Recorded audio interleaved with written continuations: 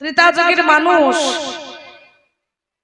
তারা যাগযজ্ঞ করে ভগবানকে লাভ করেছিলেন, তাই তো বাবা?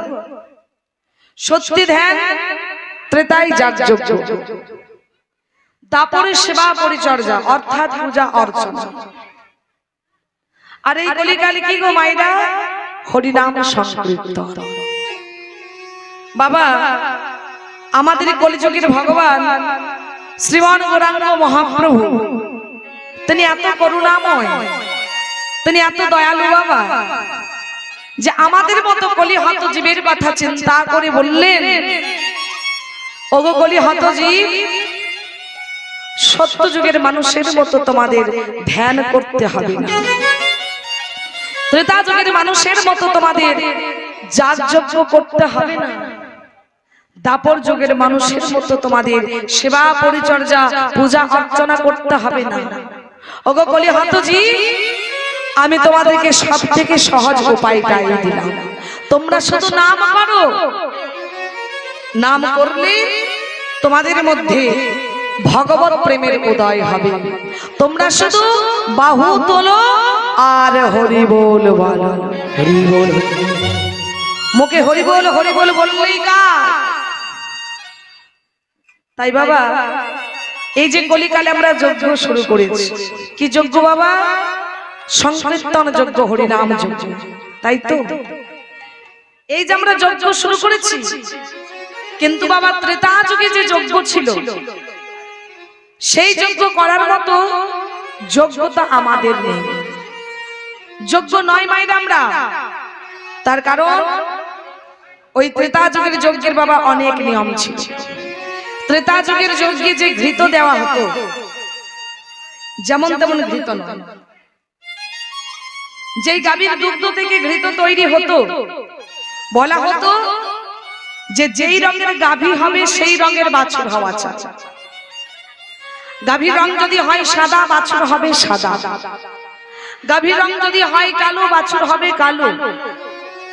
ও মাইরা, সেই বাছুর যখন তার মাতৃস্তনে দুগ্ধ পান করত, এবং দুগ্ধ পান করবার সময় সেই বাছুরের মুখের দুই ভাগ দিয়ে যে ফেনা বের হতো, যাকে বলা হয় কোদরি, সেই ফেনা থেকে বাবা ঘৃত তৈরি হতো।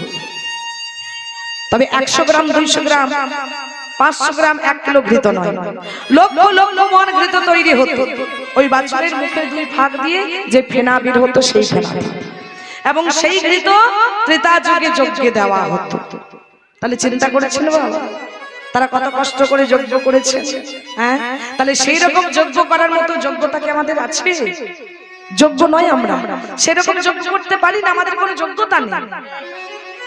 কিন্তু বাবা শাস্ত্রে বলছে যে সংকীর্তন প্রবর্তক শ্রীকৃষ্ণ চৈতন্য, এই সংকীর্তন যজ্ঞে তারে যে ভজে সেই হয় ধন্য।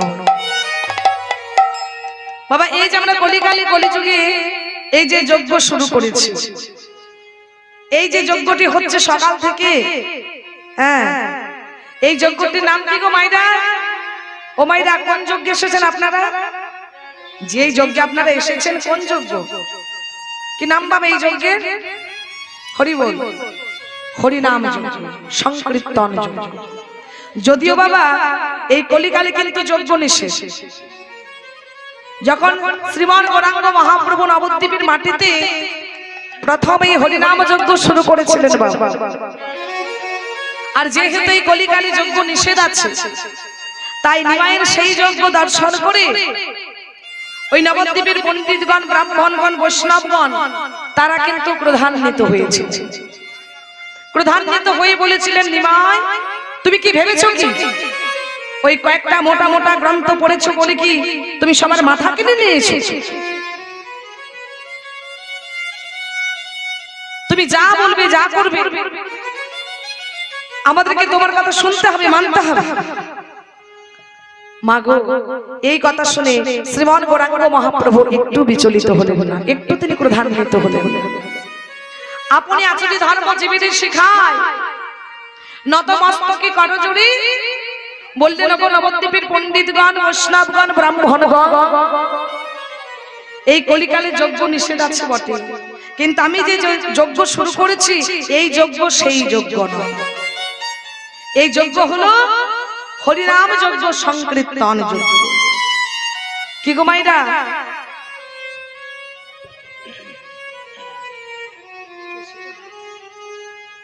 ও মাইরা, সবকিছু পড়ালে কি ছাই হয়?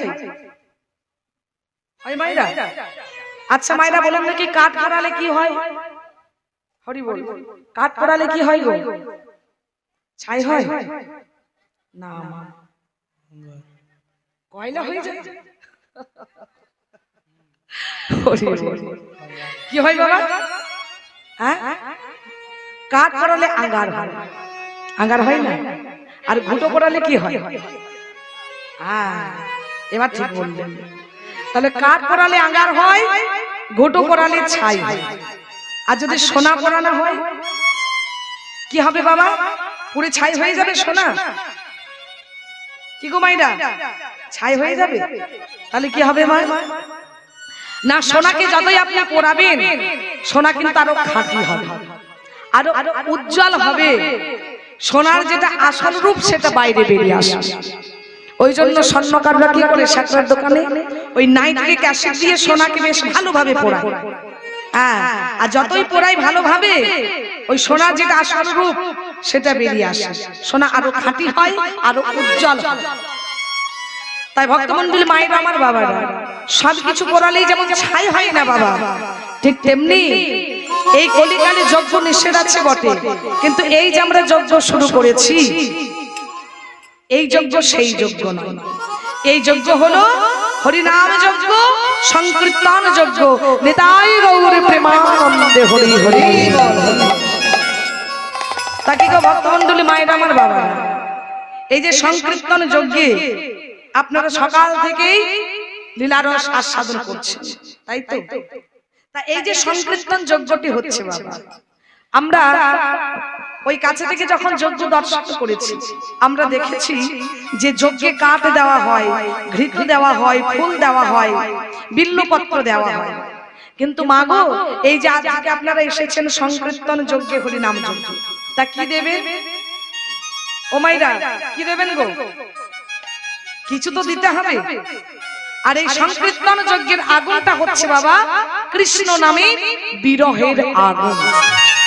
তাই আজকে আমরা কৃষ্ণ নামের বিরহের আগুনে সকল ভক্তবৃন্দ 6টি জিনিস দেব। আর এই 6টি জিনিস যদি পোড়াতে পারি বাবা, তাহলে কিন্তু এই হরিনাম যজ্ঞ আসাটা আমাদের সফল হবে, তা না হলে বিফল হবে। সেই 6টি জিনিস কি কি মাইরা? কাম, ক্রোধ, লোভ, মোহ, মদ, মাৎসর্য। এই 6টি জিনিস যদি আমরা এই যে সংকীর্তন যজ্ঞে কৃষ্ণ নামের বিরহের আগুনে আজকে পোড়াতে পারি, তাহলে আমাদের জীবন হবে ধন্য। শুধু তাই নয়, এই সংকীর্তন যজ্ঞে আমার শ্রীমান গৌরাঙ্গ মহাপ্রভুকে ভজনা করতে হবে। যে জন ভক্ত গৌরাঙ্গ মহাপ্রভুকে ভজনা করতে পারবেন তার মধ্যে কৃষ্ণ প্রেমের উদয় হবে। ও মায়েরা, শ্রীমান গৌরাঙ্গ মহাপ্রভু, শ্রীমান গৌরাঙ্গ মহাপ্রভু তিনি ভক্তদেরকে শ্লোক বলে গেছেন। তখন তিনি কোথায় ছিলেন বাবা? না গম্ভীরাতে। গম্ভীরা মানে কি বাবা? ও মাইরা, গম্ভীরা শব্দের অর্থ কি গো? নিতাই গৌর হরি বল, জানা আছে? এটা না জানারই কথা। কেন বলুন দেখি? না, এই যে গম্ভীরা শব্দ এটা কিন্তু বাংলা শব্দ নয়, এটা হচ্ছে উড়িয়া ভাষা। হ্যাঁ, উড়িষ্যার ভাষা, উড়িয়া ভাষা গম্ভীরা। তা গম্ভীরা কাকে বলে? না, মহাপ্রভু 24 বছর বয়সে সন্ন্যাস গ্রহণ করার পরে চলে গিয়েছিলেন পুরী ধামে, এবং পুরী ধামে গিয়ে তিনি কোথায় ছিলেন? কোথায় ছিলেন বাবা? ওই যে প্রতাপ রুদ্রের গুরুদেব কাশীনাথ মিশ্র, তার গম্ভীরা। গম্ভীরা শব্দের অর্থ হচ্ছে বাবা ওই যে একটা দেওয়ালের মধ্যে একটা গোপন ঘর, গোপন কক্ষ। এই এখনকার দিনে যেমন আমাদের একটু বেশি টাকা পয়সা হলে, গয়নাগাটি বেশি হলে আমরা ব্যাংকে জমা রাখছি, তাই তো? কিন্তু তখনকার দিনে অনেক ধনী মানুষ ছিল, কিন্তু তখনকার দিনে বাবা আমরা গুরুজনদের মুখ থেকে শুনেছি যে তখনকার দিনে নাকি ওই ব্যাংক বা পোস্ট অফিসের কোনো ব্যবস্থা ছিল তা তাদের যে যারা ধনী মানুষ ছিলেন তাদের যে এত ধন সম্পত্তি কোথায় রাখতেন না দেওয়ালের মধ্যে একটা ঘর করতেন যাকে বলা হচ্ছে গোপন কক্ষ। সেই গোপন কক্ষের মধ্যে টাকা পয়সা সোনা দানা দলিল সমস্ত কিছু লুকিয়ে রাখতেন। গোপন কক্ষ, শুধু তাই নয়, সেই গোপন কক্ষটি নিজেদের বাড়ির লোকজন ছাড়া আর নিজেদের একেবারে কাছের আপনজন ছাড়া অন্য কেউ কিন্তু জানতে পারতেন না। সেই জন্য তো নাম গোপন কক্ষ। তা প্রতাপরুদ্রের গুরুদেব, প্রতাপরুদ্র হলেন রাজা, তা সেই প্রতাপরুদ্রের গুরুদেব কে না কাশীনাথ মিশ্র। বাবা দেখুন আমাদের সাধারণ মানুষের যিনি গুরুদেব তার কত ধন সম্পত্তি, তা যিনি রাজার গুরুদেব তার কত ধন সম্পত্তি, কত অর্থ। তিনি যখন শুনলেন যে শ্রীকৃষ্ণ চৈতন্য মহাপ্রভু সন্ন্যাস গ্রহণ করার পরেই পরিধানে এসেছে আমাদের, তখন তিনি ঠিক করলেন যে আজ থেকে শ্রীকৃষ্ণ চৈতন্য মহাপ্রভুকে আমার ওই গম্ভীর রাতে রাখবো। আমার যে গোপনে কোনো ঘর আছে, যেই ঘরে আমি ধন সম্পত্তি টাকা পয়সা দলিল সমস্ত কিছু লুকিয়ে রেখেছি, সেই ঘরে আমি রাখবো। তাই করলেন কি বাবা না সমস্ত ধন সম্পত্তি তিনি বাইরে বের করে দিলেন। কি গো মাইরা, আমরা যদি আমাদের বাড়ির কাউকে বড়দেরকে না জানিয়ে যদি বাড়ির যত টাকা পয়সা জিনিসপত্র আছে দামি দামি সব কিছু যদি উঠানের মধ্যে বার করে দিই, তা বাড়ির লোক আমাকে পাগল ভাববে না? ঠিক তেমনি ওই কাশীনাথ মিশ্র যখন বাড়ির সমস্ত ধন সম্পত্তি ওই গোপন কক্ষে যা ছিল সবকিছু বের করে দিলেন আঙিনার মধ্যে, তখন পরিবারের সকলেই বলছে কি তোমার কি মাথা খারাপ হয়ে গিয়েছে? এত দামি দামি জিনিসপত্র টাকা পয়সা সবকিছু বাইরে বের করে দিয়েছো, মাথা খারাপ হয়ে গিয়েছে তোমার? কাশীনাথ মিশ্র বলছেন না না, আমার মাথা খারাপ হয়ে যায়নি, আমি সুস্থ আছি। আমি যত ধন সম্পত্তি কেন বাইরে বের করে দিলাম জানো তোমরা? আজ থেকে শ্রীকৃষ্ণ চৈতন্য মহাপ্রভু আমার এই গম্ভীরাতে থাকবে। তা আজ থেকে আমি যখন অপ্রাকৃত ধন সম্পদ পেয়ে গেছি, তখন প্রাকৃত জগতে এই প্রাকৃত ধন সম্পদের আর আমার কোনো দরকার নেই। তাই সমস্ত ধন সম্পত্তি বের করে দিয়েছিলেন বাইরে কাশীনাথ মিশ্র। সেইখানে যখন মহাপ্রভু ছিলেন তখন যত ভক্তরা যেতেন মহাপ্রভুর কাছে লীলা কথা আস্বাদন করবার জন্য, মহাপ্রভু আমার লীলা কথা আস্বাদন করাতেন, তবে কোনোদিন গ্রন্থ রচনা করতেন না। মহাপ্রভু যে লীলাগুলি বলতেন, ভক্তদেরকে যে শ্লোকগুলি আস্বাদন করাতেন মাইরা, ভক্তরা চাতুরালি করতেন, চালাকি করে সঙ্গে সঙ্গে তারা গ্রন্থের মধ্যে লিপিবদ্ধ করে দিতেন।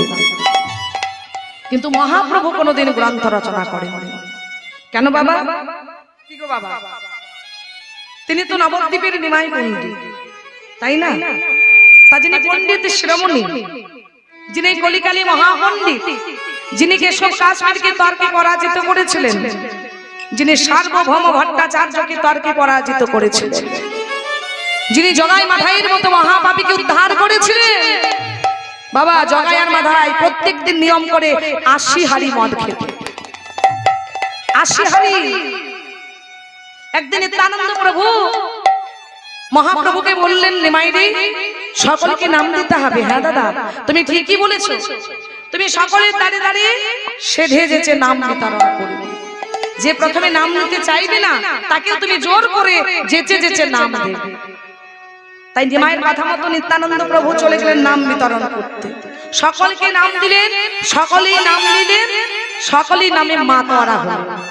কিন্তু বাবা ওই যেই পথে জগাই আর মাধাই থাকেন সেই পথে কিন্তু নিত্যানন্দ প্রভু যেই না নিমাইয়ের কাছে এসে দাঁড়িয়েছেন, নিমাই বললেন দাদা সকলকে নাম দিয়েছো? সকলেই নাম নিয়েছে তো? হ্যাঁ রে নিমাই সকলেই নাম নিয়েছে, কিন্তু যেই পথে ওই জগাই আর মাধাই থাকে সেই পথে আমি ভয়ে যাই। কেন না? তারা প্রত্যেক দিন নিয়ম করে ৮০ হাড়ি করে মদ খায়। হ্যাঁ, তা ভাবলাম সেই পথে যদি যায় আর তারা যদি আমাকে অত্যাচার করে, এই কথা শুনে নিমাই বললেন, দাদা তুমি সেই কথা ভেবে চলে এলে তাদের কাছ থেকে, চলো আমি তোমার সঙ্গে যাব। কে বলেছে ওই জগাই মাধায় নাম নেবে না? আমি গিয়ে তাদেরকে নাম বিতরণ করব। দাদা নিত্যানন্দকে সঙ্গে করে যখন মহাপ্রভু আমার জগাই মাধায়ের কাছে গেলেন, তখন ওই মহাপ্রভুকে দেখে, নিত্যানন্দ প্রভুকে দেখে জগাই আর মাধাই কলসির কানা ছড়ে মারল। নিমাই বললেন, মেরেছ কলসির কানা, তাই বলে কি প্রেম দেব না? তাই জগাই মাধাই যখন মহাপ্রভুকে চিনতে পারলেন, জানতে পারলেন, মহাপ্রভুর চরণে আছাড় খেয়ে পড়লেন। প্রভু গো, ওগো গৌর সুন্দর, ওগো গৌর নিতাই, আমাদের অপরাধ তোমরা ক্ষমা করে দাও, ক্ষমা করে দাও প্রভু, ক্ষমা করে দাও। ওগো গৌর হরি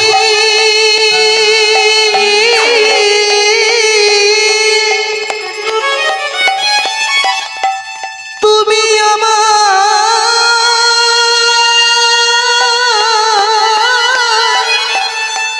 ক্ষমা করে দাও,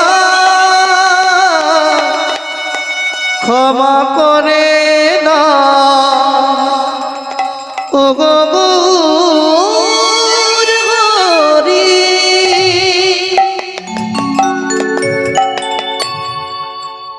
ওগো গৌর হরি বলে দাও, গৌর হরি বলে দাও, কি উপায় করলে আমরা এই পাপ থেকে মুক্ত হব, এই অপরাধ থেকে মুক্ত হব?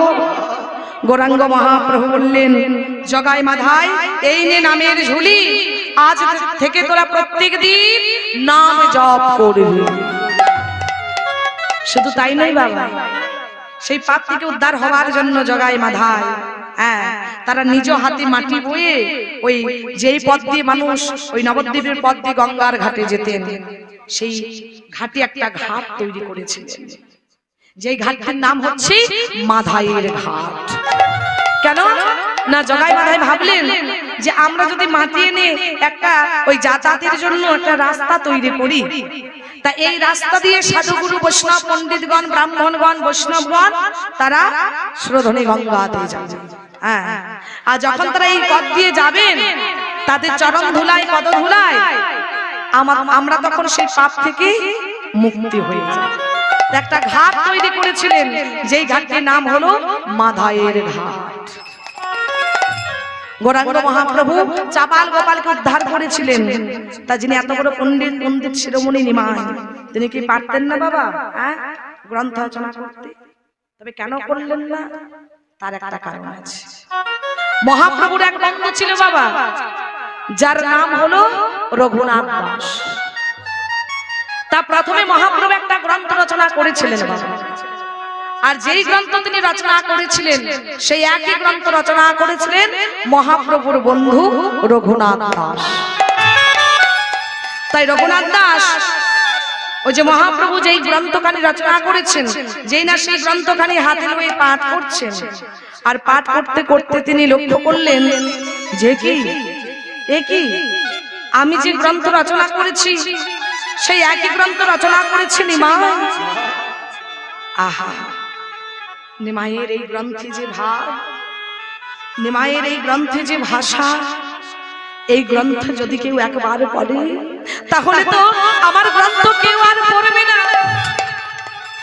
আর আমার গ্রন্থ যদি কেউ না পড়ে তাহলে তো আমার গ্রন্থ বিক্রি হবে না, আর আমার গ্রন্থ যদি বিক্রি না হয় তাহলে তাহলে আমার সংসার চলবে কিভাবে?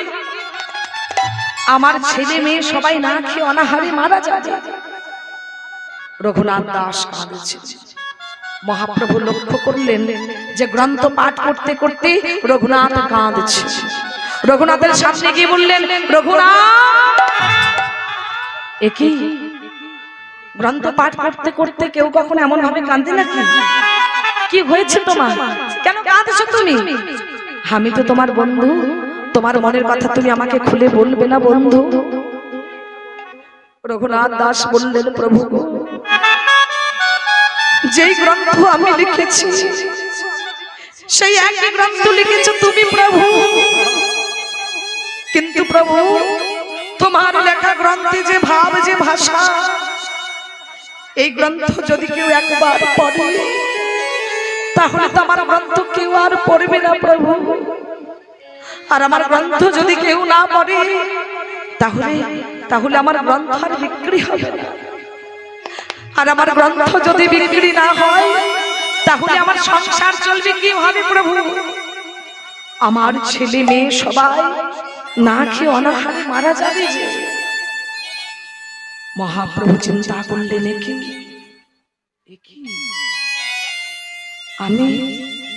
আমি এমন গ্রন্থ লিখেছি যে গ্রন্থ মানুষকে দুঃখ দেয়, মানুষকে কষ্ট দেয়, যন্ত্রণা দেয়। না না, আমি তো ভক্তকে কাঁদাতে আসিনি, আমি তো ভক্তের মনে আনন্দ দেবার জন্য এসেছি। না না, আমি ভক্তকে কাঁদাতে পারবো না, আমি ভক্তকে কাঁদাতে পারবো না, আমি ভক্তকে কাঁদাতে পারবো না। তাই মহাপ্রভু যে গ্রন্থখানি লিখেছিলেন বাবা, সেই গ্রন্থখানি হাতে লয়ে বন্ধু রঘুনাথ দাসকে সঙ্গে লয়ে চলে গেলেন সুরধনী গঙ্গার তীরে। সুরধনী গঙ্গার তীরে দাঁড়িয়ে মহাপ্রভু আমার রঘুনাথকে বললেন, রঘুনাথ এই দেখো যে গ্রন্থের জন্য তুমি এত কাঁদছো, এই গ্রন্থখানি হাতে লয়ে এই সুরধনী গঙ্গার তীরে দাঁড়িয়ে আমি প্রতিজ্ঞা করলাম রঘুনাথ যে আজ থেকে জীবনে কোনোদিন আর আমি গ্রন্থ রচনা করব না। বাবা ওই যে মহাপ্রভু গ্রন্থ লেখা ছেড়ে দিলেন, তারপর থেকে জীবনে কোনোদিন আর তিনি কোনো গ্রন্থ রচনা করলেন না। তবে মহাপ্রভু ওই যে যখন গম্ভীরায় ছিলেন তখন ভক্তদেরকে লীলা কথা আস্বাদন করাতে, শ্লোক আস্বাদন করাতে, আর ভক্তরা চাতুরালি করে সঙ্গে সঙ্গে গ্রন্থের মধ্যে লিখে রাখতেন সেই লীলাগুলি, সেই শ্লোকগুলি। তাই মহাপ্রভুর যে বলে যাওয়া শ্লোক, এই শ্লোকগুলো আপনারা পাবেন কোথায় না? যদি কারো বাড়িতে পুরাতন চৈতন্য চরিতামৃত নামক গ্রন্থটি থাকে তাহলে দেখবেন সেই গ্রন্থটির শেষের দিকে মহাপ্রভুর বলে যাওয়া পরপর শ্লোকগুলি লেখা রয়েছে। তার মধ্যে একটা শ্লোক হলো ত্রিনাদপি শুনেছেন তরুরীব সহিষ্ণুনা অমানেন মানেদেন কীর্তনিয়া সদা। ও মাইরা, তৃণ মানে কি গো? কি বাবা? তৃণ মানে ঘাস, তাই তো? তাই মহাপ্রভু শ্লোকের মাধ্যমে শিক্ষা দিচ্ছেন আমাদের মতো কলিহত জীবকে উদ্দেশ্য করে যে ওগো কলিহত জীব, তোমরা যদি জীবনে বড় হতে চাও তাহলে আগে ছোট হয়ে যাও। কত ছোট হতে বলছেন মাইরা? দেখিয়ে দিলেন ঘাসকে, বললেন ত্রিনাদপি শুনেছেন।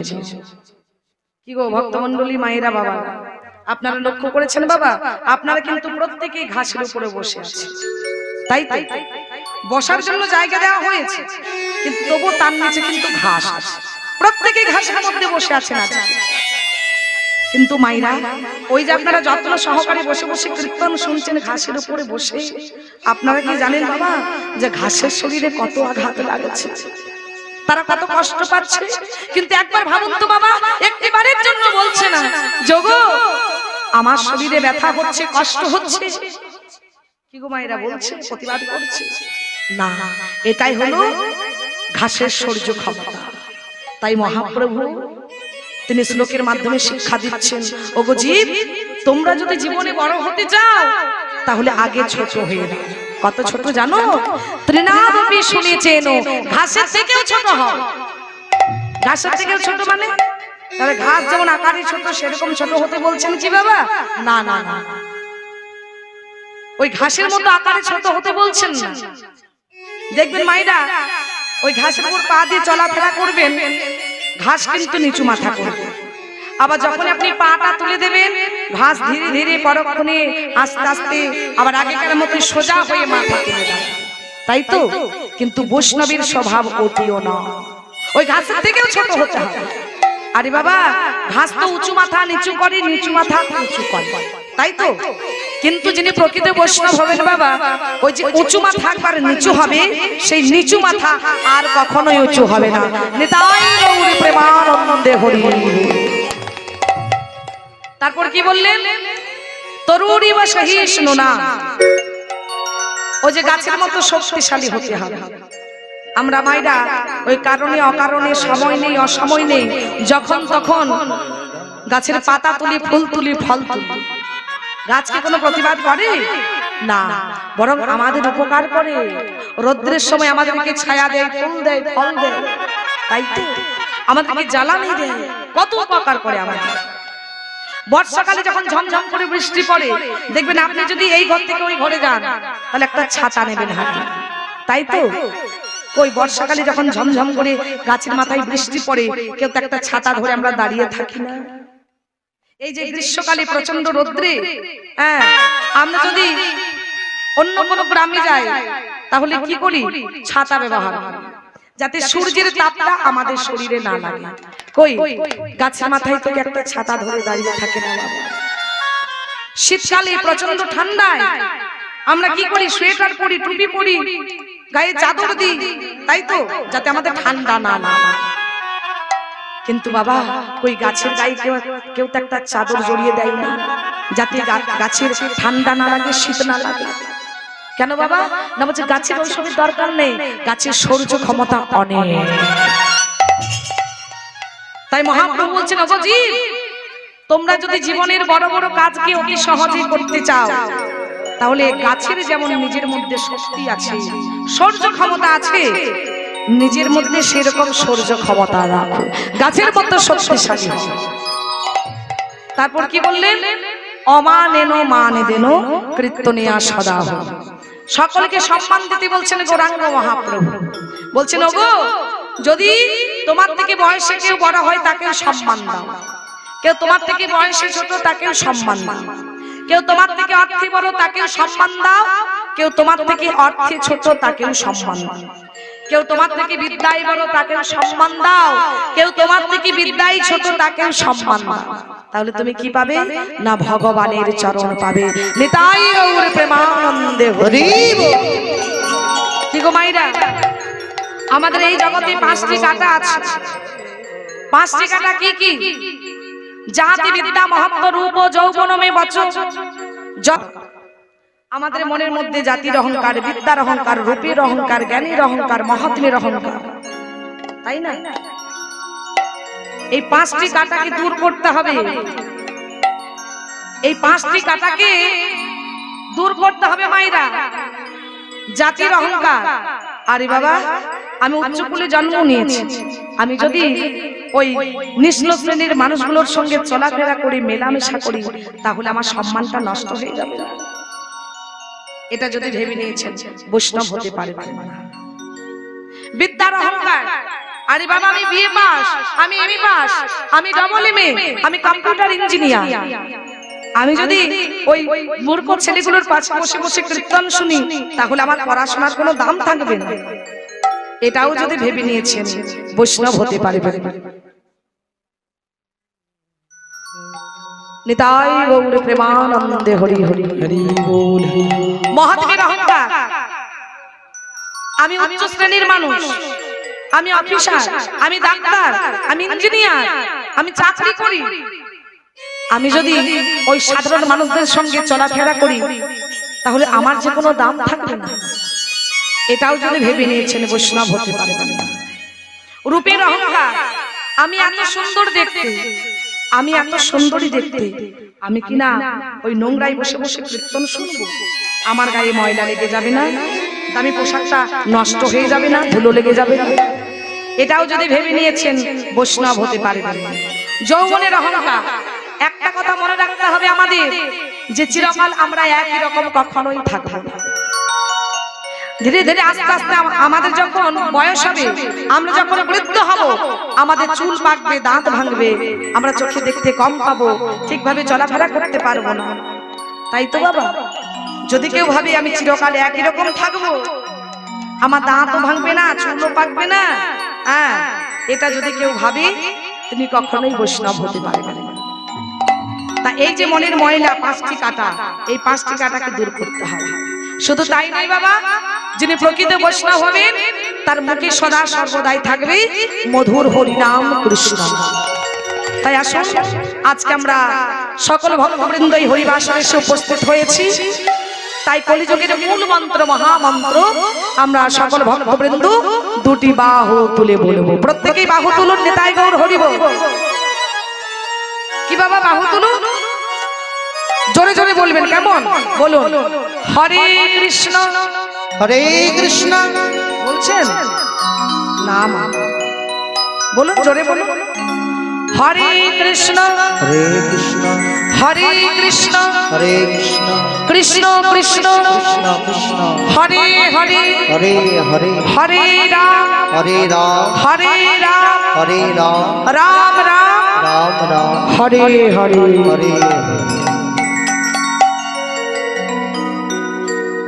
তা যাই হোক, শ্রীমন গৌরাঙ্গ মহাপ্রভুর বলে যাওয়া শ্লোক আমরা আস্বাদন করলাম। আমরা শ্লোকের মাধ্যমে বুঝতে পারলাম, জানতে পারলাম যে জীবনে প্রকৃত বৈষ্ণব হতে গেলে আমাদের আগে আচরণটা ঠিক করতে হবে, তারপর আভরণ। তা চলুন এবার দেখব যে পদকর্তা তার পদাবলিতে কি বলেছেন। পদকর্তা বলছেন, ওই দেখো দেখো সুরধনির তীরে আজ তীরে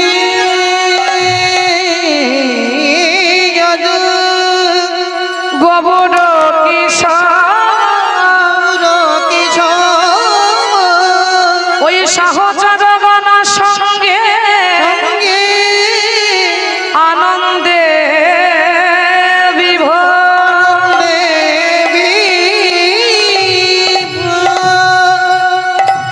সুরধনির তীরে আজ গৌর কিশোর সহচরগণ সঙ্গে প্রভু আমার আজকে আনন্দে বিভোর।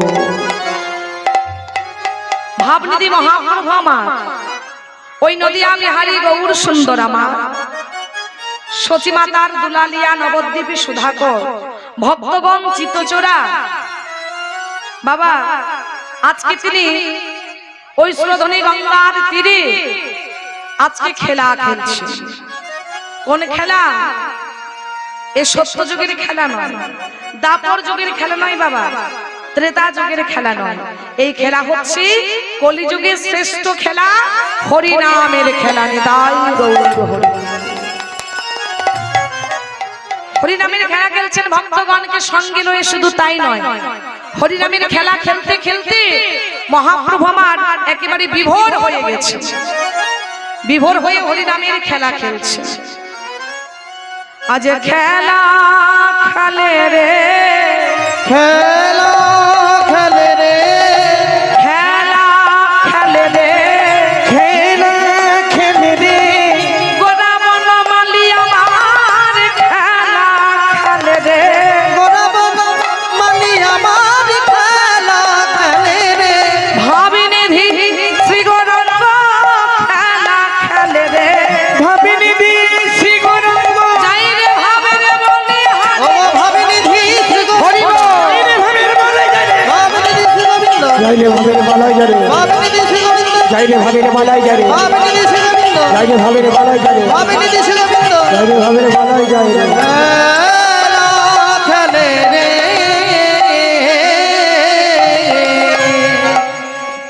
আজকে সহচরগণকে সঙ্গে লয়ে, ভক্তগণকে সঙ্গে লয়ে হরিনামের খেলা খেলছে, হরিনামের খেলা বাবা। আজ খেলায়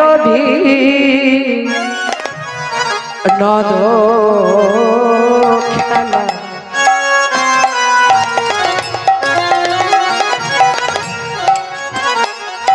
ওই খেলায় বিনোদ খেলা, গোদা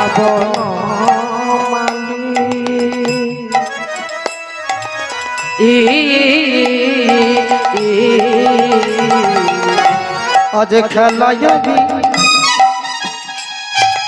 বিনোদ বিনোদ খেলা, আজ খেলায় বিনোদ খেলা,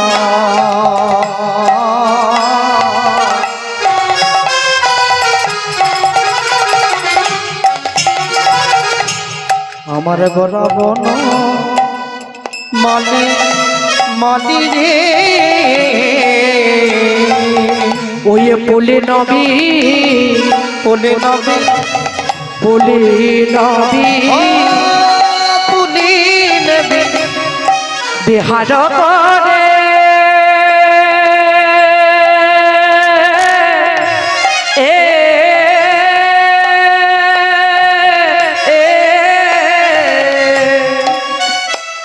ওই পুলি নবী হার করে ভকত মণ্ডলী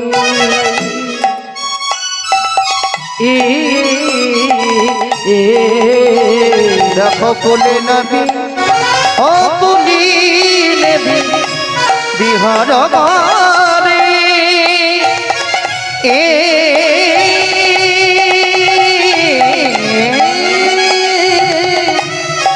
পুলি নবী হার করে দেখো আজ ভকত মণ্ডলী মণ্ডলী রে খেলেছে গোডারাই খেলেছে গোদারাই খেলেছে গোডারাই খেলেছে গোরা ওই ভক্তগণ সঙ্গে লয়ে খেলেছে গোডারাই ও ভক্তগণ সঙ্গে করি খেলেছে গোরা সুরধনির তীরে আলো করে খেলেছে গোডারাই সুরধনির তীরে আলো করে ওই হরি বলে বাহু তোলে সুরধনির গোড়াই গৌর হরি বল। হরি বলে আলো করে ধরির তিরি আলো করে হরি হরি বাহু তুলে ধরির তিরি আলো করে বাহু তুলে ধরির তিরি আলো করে হরে বাহু তুলে ধরির তিরি আলো করে হরে বাহু তুলে ধরির তিরি আলো করে খেলেছে গোরারা সত্য যুগে ভগবান খেলেছে, ত্রেতা যুগে খেলেছেন। ত্রেতা যুগে ওই যে ভাই ভাই হয়ে খেলেছে, তাই তো সত্য যুগের এক নারায়ণ চার ভাগে বিভক্ত হল, শঙ্কর্ষণ, বসুদেব, অনিরুদ্ধ এবং প্রদ্যুম্ন। ত্রেতা যুগে খেলেছেন ভাই ভাই হয়ে। এবার ভাই ভাইয়ে খেলতে খেলতে ভগবানের কয়েকটা বন্ধু জুটে গেল ত্রেতা যুগে। যেমন গুহক চণ্ডাল রামের বন্ধু, বিভীষণ রামের বন্ধু। এবার ভাই ভাইয়ের সঙ্গে খেলা খেলতে খেলতে যখন ভগবান বন্ধুর স্বাদ পেলেন, তখন মনে মনে ভাবলেন যে দাপর যুগে দাপর কালে আমি শুধুমাত্র বন্ধুদেরকে নিয়েই খেলা খেলি।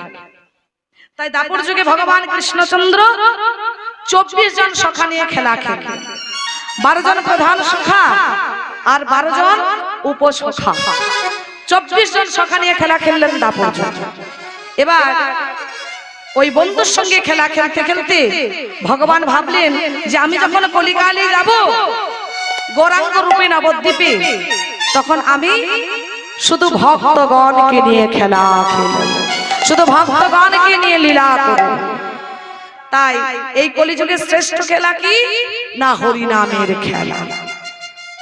আর 3 যজ্ঞ ধ্যান দিতে যে ফল কলিযুগে কৃষ্ণ নামে সেই ফল পায়। আর 3 যজ্ঞ ধ্যান দিতে যেই ফল পায় কলিযুগে কৃষ্ণ নামে সেই ফল পায়। কৃতে যোদ্ধায়তে বিষ্ণু ত্রেতায়াং যাজতে মখয় দাপরে পরিচর্যায়াং তৌলতা ধরি সংকীর্তনা। সত্য যুগে বিষ্ণুকে ধ্যান করে, ত্রেতা যুগে যাগ যজ্ঞ করে, দাপরে সেবা পরিচর্যা করে যেই ফল পেয়েছে, যে ফল পেয়েছে কলিযুগে কৃষ্ণ নামে সেই ফল পাবে। সেই ফল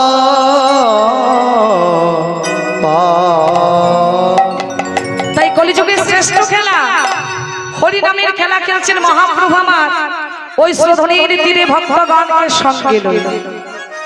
তা বৃন্দাবনের খেলা কেমন ছিল আর নবদ্বীপের খেলাই বা কেমন?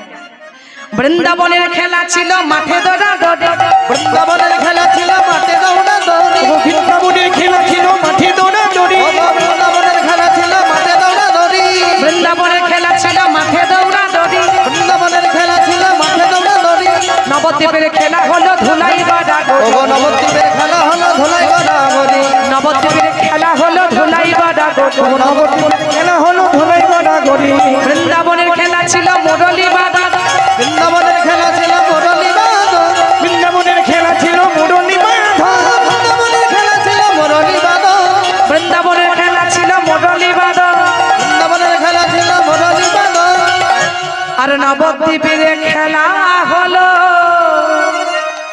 মৃদঙ্গ বাদন।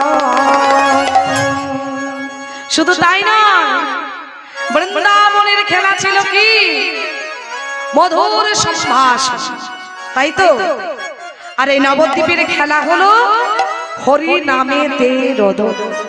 বৃন্দাবনের খেলা ছিল মধুর সম্ভাষণ, বৃন্দাবনের খেলা ছিল বহু ঝড়, বৃন্দাবনের খেলা ছিল মধুর সম্ভাষণ। বৃন্দাবনের খেলা ছিল মধুর সংসার আর নবদ্বীপের খেলা হলো হরি নামে রোদ। ওগো নবদ্বীপের খেলা হলো হরি নামে রোদন মানে কি গো মাইরা? রোদন মানে হচ্ছে কান্না। নবদ্বীপের খেলা হলো হরি নামেতে রোদন।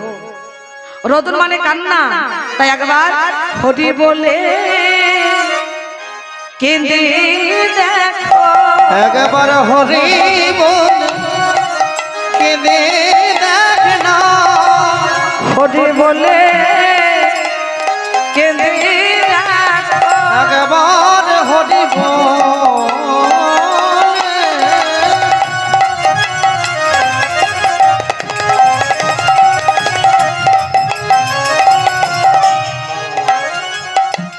একবার কেঁদে দেখ না, কাঁদলে কৃষ্ণ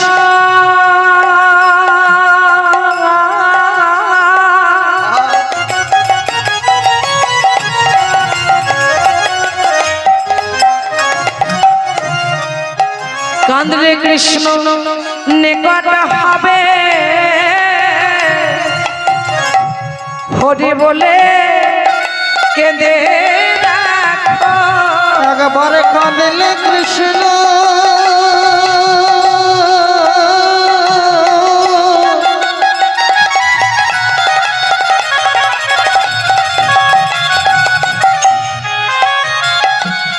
কাঁদলে কৃষ্ণ নিকট হবে, একবার হরি বলে কেঁদে দেখ না, ও গো কাঁদলে কৃষ্ণ